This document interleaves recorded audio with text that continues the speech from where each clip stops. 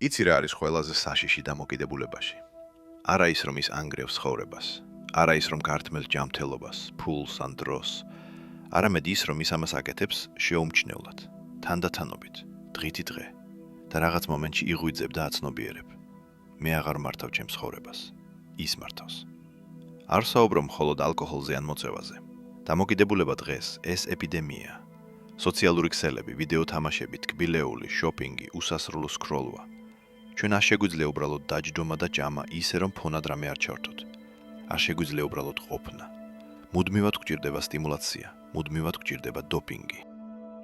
და სანამ თემას ჩაუღრმავდებით, დაფიქრდი, რა არის შენი უხილავი მტერი? სკროლვა, სიგარეტი, თუ უბრალოდ სიჩუმის შიში. დაწერე კომენტარებში მხოლოდ ერთი სიტყვა, რომელიც შენს დღევანდელ მთავარ გამოწვევას აღწერს. პრობლემის სახელქმევა უკვე ნიშნავს, რომ მას თვალებში უყურებ და მზად ხარ ცვლილებისთვის. განვარძოთ. ყველაზე ვერაგული კი ის არის, რომ თანამედროვე დამოკიდებულებები სოციალურად მისაღებია. არავინ განგსჯის იმის გამო, რომ 5 საათი ზედიზედ უყურებ სერიალს ან თამაშობ თამაშებს, მაგრამ შედეგი იგივეა. კარგავ კონტროლს. ცხოვრობ არა იმ ცხოვრებით, რომელიც გსურს, არამედ ხდები ჩვევის მძევალი. დღეს მოგიყვები იმას, რაზეც ჩვეულებრივ დუმან. იმას, რაც რეალურად მუშაობს. არა სამოტივაციო ლოზუნგების სტილში, როგორიცაა უბრალოდ აიყვანე თავი ხელში, არამედ კონკრეტულ მექანიზმებს. როგორ არის მოწყობილი დამოკიდებულება შენს ტვინში? რატომ არ მუშაობს ნებისყოფის ძალისხმევა და რა უნდა გაკეთდეს, რომ სამუდამოდ დააღწიო თავი ან წრეს? იმიტომ რომ სიმართლე ერთია. თუ გესმის როგორ მუშაობს მექანიზმი, შეგიძლია მისი გადეხვა და ამისთვის არ არის საჭირო წლობით თერაპია. საჭიროა 15 წუთი გულწრფელობა საკუთარ თავთან. მზად ხარ? მაშინ დავიწყოთ ყველაზე მთავარით. იმით თუ რა ხდება ტვინში, როდესაც ყალიბდება დამოკიდებულება. იმიტომ რომ თუ არ გესმის მტრის არსი, ვერ შეძლებ მის დამარცხებას. ტვინის ცენტრში არის დაჯილდოების სისტემა. უძველესი პირველყოფილი სტრუქტურა, რომელიც მილიონობით წლისაა. მისი ამოცანაა უზრუნველყოს შენი გადარჩენა. ჭამე, მიიღე ჯილდო. გქონდა სექსი, მიიღე ჯილდო. გააკეთე რაღაც სასარგებლო, მიიღე ჯილდო. ამ ჯილდოს ქვია დოფამინი, სიამოვნების ჰორმონი. ჰორმონი, დიახ, აი ის რაც მე მჭირდება. მაგრამ პრობლემა ისაა, რომ ეს სისტემა შეიქმნა სამყაროში, სადაც ჯილდოები იშვიათი იყო. საჭმელად საჭირო იყო ნადირობა, პარტნიორის საპონელად საჭირო იყო ძალისხმევა. ჯილდო დამსახურებული იყო და ტვინს ეს ესმოდა. ეხლა კი შეხედე თანამედროვე სამყაროს. ერთი კლიკი და იღებ ლაიქს. კიდევ კლიკი, ახალი ვიდეო. კიდევ ახალი შეტყობინება. შაქარი თითოეულ პროდუქტში. პორნოგრაფია ტელეფონში, ალკოჰოლი თითოეულ მაღაზიაში. ჩვენ ცხოვრობთ ჯილდოების უსასრულო სიუხვის სამყაროში და ჩვენი უძველესი ტვინი უბრალოდ ვერ უმკლავდება ამას. აი როგორ მუშაობს ეს. როდესაც აკეთებ რაღაც სასიამოვნოს, ჭამ შოკოლადს, უყურებ პორნოს, სვამ, სკროლავ სოციალურ ქსელებში, დოფამინი მკვეთრად იმატებს. გზნობ კაიფს, ეიფორიას, სიამოვნებას. ტვინი ყვირის, დიახ, აი ეს, კიდევ ცოტაც. მაგრამ არის ერთი პრობლემა და ის ფუნდამენტურია. რაც ადის მაღლა, აუცილებლად ეცემა დაბლა. ეს ბუნების კანონია და დოფამინი არ არის გამონაკლისი. მკვეთრი აღმასვლის შემდეგ ყოველთვის მოდის ვარდნა. თანაც ვარდნა არა უბრალოდ საწვის დონემდე, არამედ უფრო დაბლა, გაცილებით დაბლა. ამას ქვია დოფამინური ორმო. და აი აქ იწყება ყველაზე საინტერესო. როდესაც დოფამინი ეცემა საბაზისო დონეზე დაბლა, გრძნობ სიცარიელეს, დაღლილობას, გაღიზიანებას, შფოთვას, მოტივაციის არარსებას. ყველაფერი კარგავს აზრს. არაფრის გაკეთება არ გინდა, მხოლოდ წოლა და ტანჯვა. და ტვინი, რომელსაც სძულს დისკომფორტი, იწყებს გამოსავლის ძებნას, სწრაფ გამოსავალს და ის მას პოულობს ისევ და ისევ იმავე ჩვევაში. კიდევ ცოტა თკბილი და უკეთ გახდები. კიდევ ერთი ჭიქა და მოგიშვებს. კიდევ 5 წუთი რილსებში და ყველაფერი გამოსტორდება. და ისევ იღებ დოზას. დოფამინი ისევ მიფრინავს ზევით და შემდეგ ისევ ეცემა, კიდევ უფრო დაბლა. ასე ყალიბდება უსასრულო კარუსელი. ზევით ქვევით, ზევით ქვევით, ზევით ქვევით. და ყოველი ციკლის შემდეგ ორმო უფრო ღრმა ხდება, ხოლო ამოსვლა უფრო რთული.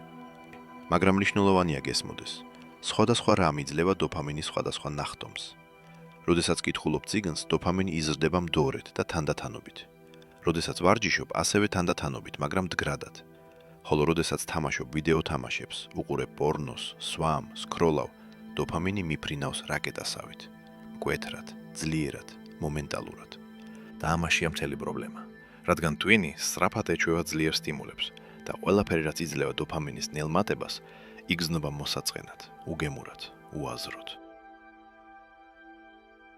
აი რატომ არ შეუძლია თამაშებზე დამოკიდებულ ადამიანს აიძულოს თავი წაიკითხოს წიგნი. ამიტომ კარგავს პორნო დამოკიდებული ინტერესს რეალური სექსის მიმართ. აი რატომ ვერ გძნობს ტკვილეულის მოყვარული ჩვეულებრივი საკვების გემოს. twin-ი გადაეწყობა და დოფამინის რეცეპტორები ბლაბდება. და ახლა რომ იგრძნო რამე, საჭიროა სულ უფრო დიდი დოზა, სულ უფრო ძლიერი სტიმული. ამას ქვია ტოლერანტობა და ეს არის პირდაპირი გზა ჯოჯოხეთისკენ. მაგრამ არის კარგი ამბავიც. twin-ი პლასტიკურია. თუ მას შეუძლია შეიცვალოს ერთი მიმართულებით, ეს ნიშნავს, რომ შეუძლია შეიცვალოს უკანაც. რეცეპტორების აღდგენა შესაძლებელია, გრძნობელობის დაბრუნება შესაძლებელია, მაგრამ ამისთვის საჭიროა გესმოდეს რა გააკეთო და რაც თავარია, რა არ გააკეთო. ადამიანების უმეტესობა ცდილობს ებრძოლოს დამოკიდებულებას პირდაპირ, ნების ყოფის ძალისხმევით. ორშაბათიდან მანებებ, მორჩა, აღარასდროს, საკმარისია, ამჯერად სერიოზულად ვამბობ. და იცი რა ხდება შემდეგ? ისინი ძლებენ ერთი დღე, ორი, ერთი კვირა, თუ ძალიან მოინდომებენ და შემდეგ ეცემიან კიდევ უფრო ძლიერად ვიდრე ადრე და იწყებენ საკუთარი თავის სიძულვილს სისუსტის გამო. მაგრამ პრობლემა სისუსტეში არ არის, პრობლემა მიდგომაშია. იმიტომ რომ დამოკიდებულება ეს არ არის უბრალოდ ჩვევა, ეს შენი იდენტობის ნაწილია. ეს არის ის, თუ როგორ უმკლავდები ემოციებს, ეს შენი სიცარიელის შევსების გზაა. და თუ უბრალოდ ამოგლეჯმას ხორებიდან ისე რომ არ ჩაანაცვლებს სხვა რამით, დარჩება ხრელი, უზარმაზარი ხრელი და შენ გარდაულად დაუბრუნდები ძველ გზას. ამიტომ არის პირველი ნაბიჯი, არა აკრძალა, არამედ გაცნობიერება. გულწრფელი მტკივნეული თვითმოტყუების გარეშე გაცნობიერება იმისა, რაც ხდება. საჭიროა თვალებში ჩახედო სიმართლეს და აღიარო. დიახ, მე მაქვს დამოკიდებულება. დიახ, ის აკონტროლებს ჩემს ცხოვრებას. დიახ, მე არ შემიძლია უბრალოდ ასე გაჩერება. ბევრი ადამიანი იჭედება სწორედ აქ. ისინი ამბობენ, მე არ მაქვს პრობლემები, მე უბრალოდ ვისვენებ. ან შემიძლია გავჩერდე ნებისმიერ მომენტში, უბრალოდ არ მინდა. ამას ქვია უარყოფა. და სანამ უარყოფაში ხარ, შენ ხაფანგში ხარ. შეხედე შენ ცხოვრებას ობიექტურად. დღეში რამდენი დრო მიაქვს ამ ჩვევას? 2 საათი, 4, 8? რისი გაკეთება შეგეძლო ამ დროის განმავლობაში? ენის სწავლა, ბიზნესის აწყობა, ურთიერთობების დალაგება. და რას აკეთებ ამის ნაცვლად? სკროლავ, თამაშობ, სვამ, ეწევი და არავითარ შემთხვევაში საქმე მორალურ განსჯაში არ არის, არამედ უბრალო ფაქტში. ცლი შენ ცხოვრებას, სიამოვნების ილუზიაზე. ყიდი მომავალს მომენტალურ კაიფზე. და ყოველ დღესთან ერთად ფასი იზრდება. როგორც კი ამას გააცნობიერებ, ნამდვილად გააცნობიერებ, არა თავის დონეზე, არამედ შინაგანი ბუნების დონეზე, იწყება მეორე ნაბიჯი, ჩანაცვლება. დაიმახსოვრე ეს სიტყვა, ჩანაცვლება. არა ბრძოლა, არა აკრძალა, არამედ ჩანაცვლება. შეუძლებელია უბრალოდ წაშალო დამოკიდებულება ცხოვრებიდან. ის ასრულებს ფუნქციას, ის გაძლევს რაღაცას. შეიძლება ეს არის სტრესის მოხსნის ან შფოთვის ჩახშობის გზა, ან გაქცევა მოწყენილობისგან, ან თუნდაც რაღაც კონტროლის შეგრძნება ქაოსურ სამყაროში. თუ მოაშორებ დამოკიდებულებას, მაგრამ არ ჩაანაცვლებ მას იმით, რაც შეასრულებს იმავე ფუნქციას, განწირული ხარ. ამიტომ კითხვა არის არა როგორ დავანებო თავი, არამედ რით ჩავანაცვლო. რას შეუძლია მოგცეს იგივე შვების გრძნობა, ოღონდ ნგრევის გარეშე. რა შეიძლება გახდეს დოფამინის ახალი წყარო, ჯანსაღი, მდგრადი, შემოქმედებითი. ვიღაცისთვის ეს სპორტია. როდესაც ვარჯიშობ, twin-ი გამოყოფს ნეირომედიატორების მთელ კოქტეილს. დოფამინი, სეროტონინი, ენდორფინები. თავს გრძნობ ცოცხლად, ძლიერად, ტონუსში. და მთავარი, ამ გრძნობას არ ახლავს თანვარდნა. პირიქით, ვარჯიშის შემდეგ თავს გრძნობ უკეთ, უფრო თავდაჯერებულად, კომფორტულად. ვიღაცისთვის ეს შემოქმედებაა, ხატვა, მუსიკა, წერა. როდესაც ქმნი რაღაცას, შედიხარ ნაკადის მდგომარეობაში, დრო ჩერდება, პრობლემები უკან იხევს, სრულად ხარ ჩაფლული პროცესში და ეს იძლევა ღრმა, ნამდვილ კმაყოფილებას. არა მომენტალურ კაიფს, არამედ ხანგრძლივ, თბილ სისავსის შეგრძნებას. ვიღაცისთვის ეს ურთიერთობაა, ნამდვილი, ცოცხალი, პირისპირ. არა მიმოწერები მესენჯერებში, არამედ მეგობრებთან შეხვედრები, საუბრები, სიცილი, სიახლოვე. იმიტომ რომ ადამიანი სოციალური არსებაა და მარტოობა დამოკიდებულების ერთ-ერთი მთავარი წყაროა. არსი იმაშია, რომ იპოვო საქმიანობა, რომელიც გაძლევს დადებით ემოციებს, მაგრამ ამავე დროს არ განგრევს, რომელიც გავსებს და არ გაცარიელებს, რომელიც ხდის უკეთეს და არ გეკაჩება ქვემოთ. და აი აქ იწყება მაგია. როდესაც პოულობ დოფამინის ალტერნატიულ წყაროს და იწყებ მის კულტივირებას, დამოკიდებულება თანდათან სუსტდება. არა იმიტომ, რომ ებრძვი მას, არამედ იმიტომ, რომ ის უბრალოდ საჭირო აღარ არის. შენ გაქვს რაღაც უკეთესი. მაგრამ ხანდახან ჩანაცვლება საკმარისი არ არის. ხანდახან საჭიროა რაღაც უფრო მძლავრი, საჭიროა ნამდვილი ვნება, ღრმა ღირებულებები.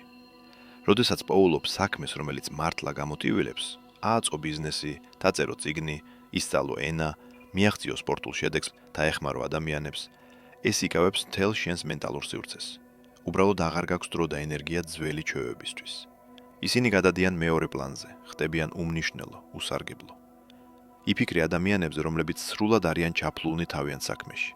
მათ არ აქვთ დრო სოციალურ ქსელებში ჩასარჩინად, არ აქვთ დრო ყოველ საღამოს დასათრობად, არ აქვთ დრო ცხოვრების სისულელეებზე დასახარჯად, იმიტომ რომ მათ აქვთ მისია, მიზანი, ის რის გამოც ღირს დილით ადგომა. იპოვე შენი მნება, განსაზღვრე შენი ღირებულებები, რა არის შენთვის მართლა მნიშვნელოვანი. ოჯახი, ჯანმრთელობა, შემოქმედება, თავისუფლება, განვითარება, მსახურება. როდესაც მკაფიოდ გესმის ღირებულებები, გადაწყვეტილებები თავისთავად მიიღება, რადგან ყველაფერი, რაც ეწინააღმდეგება შენს ღირებულებებს, ავტომატურად იცხილება. და როდესაც ამას იპოვი, დამოკიდებულებები თავისით ჩამოქცილდება. არა იმიტომ, რომ ისინი ნებისყოფით დაამარცხე, არამედ იმიტომ, რომ ისინი უბრალოდ ვერ ეწერება შენს ახალ ცხოვრებაში. ისინი არ შეესაბამება იმ ადამიანს, როგორიც ხდები. მაგრამ მოდი ვიყოთ გულწრფელები. ჩანაცვლებით და მკაფიო ღირებულებებითაც კი არის მომენტები, როდესაც ლტოლვა ბრუნდება. ძლიერი, თითქმის დაუძლეველი. რა უნდა ვქნათ ამ მომენტებში? ადამიანების უმეტესობა იწყებს ბრძოლას, იმეორებს როგორც მანტრას. არ გააკეთო ეს, არ გააკეთო, არ გააკეთო. მაგრამ ეს არ მუშაობს, რადგან რაც უფრო მეტად ეწინააღმდეგები აზრს, მით უფრო ძლიერი ხდება ის.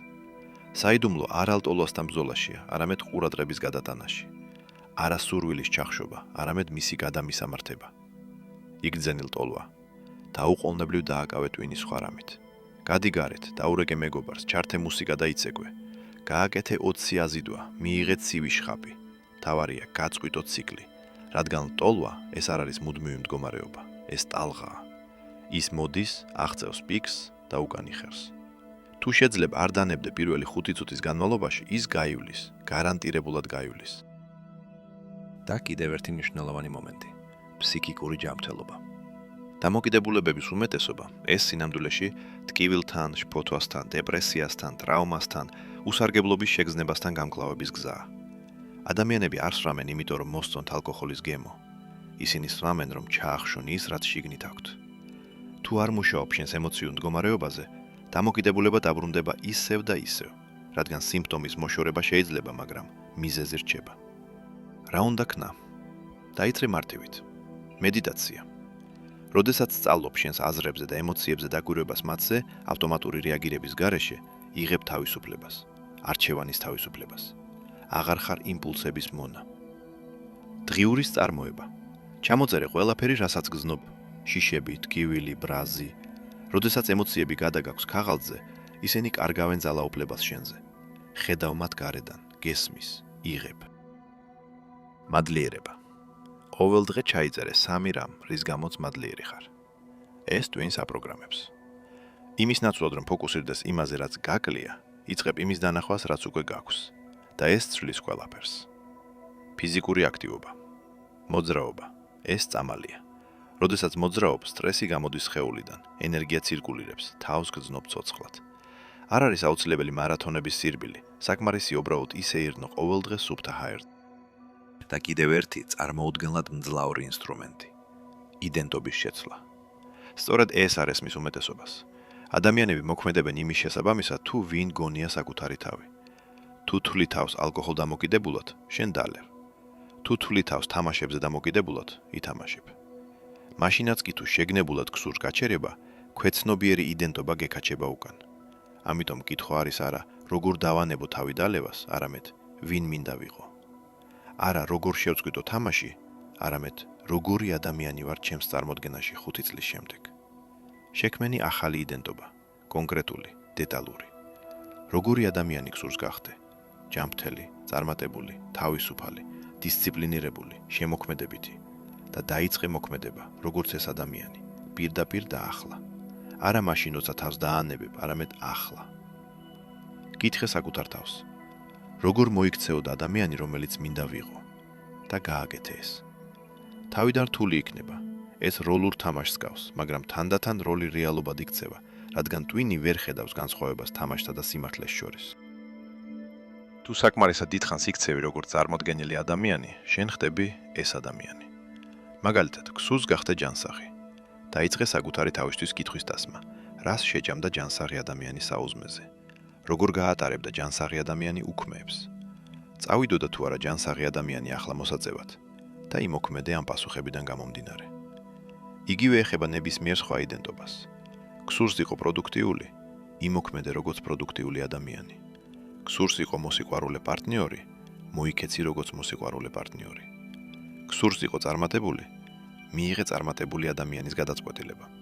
და თანდათანობით, უფსკრული იმას შორის, ვინც ხარ და ვინც გინდა იყო, შემცირებას დაიწყებს მანამ სანამ სულ არ გაქრება. და ბოლოს ჩავარდნები. ისინი იქნება, გარანტირებულად იქნება. ნიშნულოვანია გახსოვდეს. ჩავარდნა ეს არ არის დასასრული. ეს არ არის პროგრესის განულება. ეს უბრალოდ ნაბიჯია უკან. როდესაც ვარდები, ყველაზე უარესი რაც შეიძლება გააკეთო, არის საკუთარი თავის სიძულვილის დაწყება, დანაშაულისა და სირცხვის გზნობაში ჩაძირვა, რადგან სწორედ ეს ემოციები კიბიძგებს უკან დამოკიდებულებისკენ. თავს ცუდად გზნობ, ამიტომ ეძებ გზას ჩაახშო ეს გზნობა და პოულობ მას ძველ ჩვევაში. ეს არის ჩაკეტილი წრე. ამის ნაცვლად მიუდექი ჩავარდნას, როგორც ექსპერიმენტს. რა მოხდა არასწორად? რა ემოციები უძღოდა წინ, რა აზრები? ჩაიწერე, გააანალიზე, გამოიტანე გაკვეთილი და იმოძრავე წინ. პროგრესი არ არის სწორი ხაზი, ეს ზიგზაგია. 2 ნაბიჯი წინ, 1 უკან, 3 წინ, 2 უკან, მაგრამ მთლიანობაში ვექტორი მიდის ზევით. და თუ აგრძელებ მოძრაობას, აგრძელებ სწავლას, აგრძელებ ზრდას, გარდაუვალად მიხვალ მიზნამდე. წარმოიდგინე, რომ არ შრომდი 1 კვირა და შემდეგ ჩავარდი. ბევრი იტყვის, ყველაფერი წყალში გადაყარა, ისევ მიუბრუნდა, მაგრამ ეს არასწორია. შენ არ იწყებ ნულიდან. შენ უკვე დაუმტკიცე საკუთარ თავს, რომ შეგიძლია გაძლო 1 კვირა. ეს უზარმაზარი მიღწევაა. ეხლა მიზანია გაძლო 10 დღე, შემდეგ 2 კვირა, შემდეგ თვე. ყოველი ჩავარდნა ეს ინფორმაციაა. ინფორმაცია შენს ტრიგერებზე, სუსტ ადგილებზე, იმაზე თუ რაზეა კიდევ სამუშაო. გამოიყენე ის, გახდი უფრო ძლიერი ყოველ ჯერზე. და ბოლოს, დამოკიდებულება. ეს არ არის განაჩენი. ეს არ არის შენი არსი. ეს უბრალოდ ჩვევაა. რთული, ფესვგადგმული, მტკივნეული, მაგრამ მაინც უბრალოდ ჩვევა. ჩვევების შეცვლა კი შეიძლება. შენ არ ხარ სუსტი, არ ხარ უიმედო. შენ ხარ ადამიანი, რომელიც მოხდა ხაფანგში, რომელიც შექმნილია ევოლუციის მილიონობით წლის განმავლობაში და გაძლიერებულია თანამედროვე ტექნოლოგიებით. არ არის შენი ბრალი, მაგრამ შენი პასუხისგებლობაა. მხოლოდ შენ შეგიძლია გადაწყვიტო შეცვლა. მხოლოდ შენ შეგიძლია გადადგა პირველი ნაბიჯი. მხოლოდ შენ შეგიძლია აირჩიო თავისუფლება. და იცი რა, შეგიძლია პირდაპირ ახლა ამავე მომენტში გადაწყვიტო. არა ხვალ, არა ორშაბათიდან, არამედ ეხლავე. იფიქრე იმ ადამიანზე, რომელიც გსურს გახდე. წარმოიდგინე ის, იგრძენი ის. ეს ადამიანი თავისუფალია. ის მართავს საკუთარ ცხოვრებას. ის აკეთებს გააზრებულ არჩევანს ყოველდღე. ის ცხოვრობს თავისი ღირებულებების შესაბამისად. ის ბედნიერია არა იმიტომ, რომ არ აქვს პრობლემები, არამედ იმიტომ, რომ იცის, როგორ გაუმკლავდეს მათ. ეს ადამიანი, როგორც შენი საუკეთესო ვერსია, უკვე არსებობს შენში. მას უბრალოდ უნდა მისცეს სივრცე გამოვლინებისთვის. გაუფრთხილდი თავს, გჯეროდეს საკუთარი თავის და გახსოვდეს, თავისუფლება ყოველთვის ღირს ბრძოლად. ყოველ დღე, როდესაც ირჩევ საკუთარ თავს, შენ ირჩევ ცხოვრებას, ნამდვილ, სავსე, თავისუფალ ცხოვრებას და ის ამად ღირს. მადლობა, რომ მეგობრობ ფიორისთან. თუ თვლი, რომ ვიდეო საინტერესო გამოვიდა, მოიწონე, გაუზიალე მათ, ვისაც ამის ცოდნა სჭირდება, გამოიწელე არხი და გაააქტიურე ზარის ხილაკი, რომ არ გამოგრჩეს ახალი ვიდეოები.